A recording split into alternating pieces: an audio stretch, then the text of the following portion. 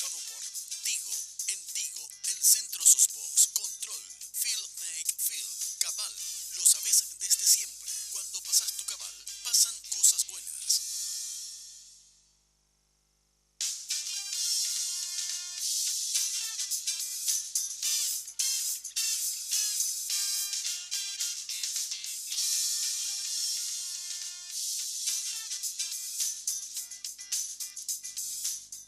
Muy buenas noches, ¿cómo están ustedes? Un gusto saludarles como cada semana, noche de miércoles. Estamos en Red Guaraní para compartir con ustedes de primera mano informaciones que son de interés, por supuesto, y con protagonistas que para nosotros y para ustedes también resultan de interés. Estela Ruiz Díaz, ¿cómo le va? ¿Cómo anda? Buenas noches. ¿Qué tal, Carlos? Muy buenas noches. Buenas noches a la audiencia. Alfredo Boxia, ¿cómo anda? ¿Qué tal, Carlos? Saludo a la audiencia. Andrés Riquelme, ¿cómo estás? Periodista Báez Parsajú, muy buenas noches, mi respeto a los televidentes. Bueno, de primera mano, esta noche, el recientemente designado obispo de la diócesis de Caacupé, Monseñor Ricardo Valenzuela. Ricardo Jorge Valenzuela Ríos. ¿Cómo está, Monseñor? ¿Cómo anda? Gracias por venir. ¿Qué tal, Carlos? ¿Qué tal, Alfredo? ¿Qué tal, Andrés y Estela? Bueno, igualmente y con mucho gusto para compartir con ustedes este momento que me parece realmente importante. 30 días más o menos en Caacupé, o menos. No, sí, un poquito más. Ya serían como unos 40 días. 40 días. Así es. Después de mucho tiempo se fue Monseñor Claudio Jiménez. Sí, 22 años. Después de 22 años, ya por motivo de edad, la que todos nosotros por derecho canónico, cumplió los 75, tenemos que presentar nuestra renuncia. Y así sucedió con él. ¿Qué significa Caacupé? Bueno, Caacupé es un símbolo muy fuerte para todo paraguayo. Caacupé es una ciudad que es considerada, en primer lugar, la capital espiritual de la República del Paraguay.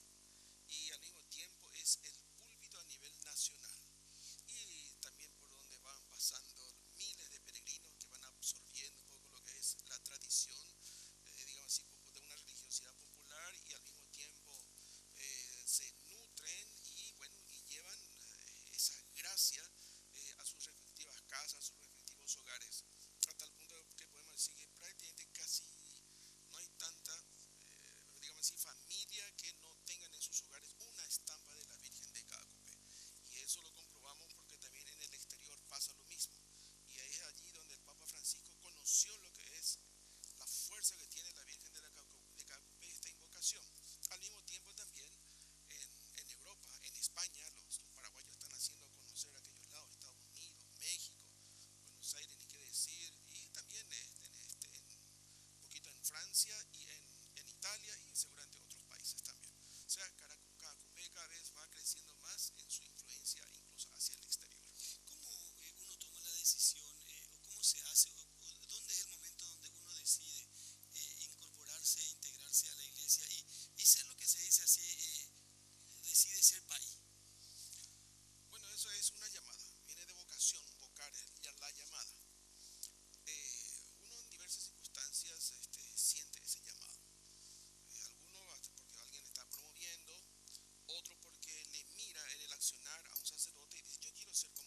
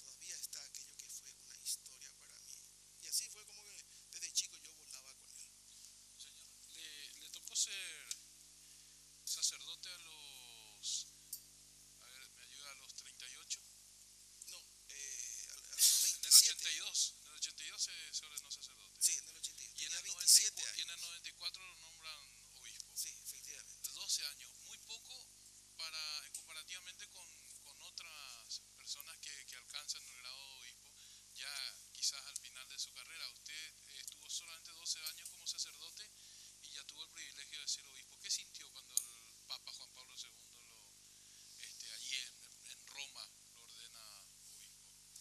Bueno, en primer lugar, siempre una designación así te produce un impacto fuerte, dado que yo era bastante joven todavía. Claro. No esperaba, pero Tenía 40 en ese momento, 40 años. 39, acababa de 39. cumplir 39. Sí.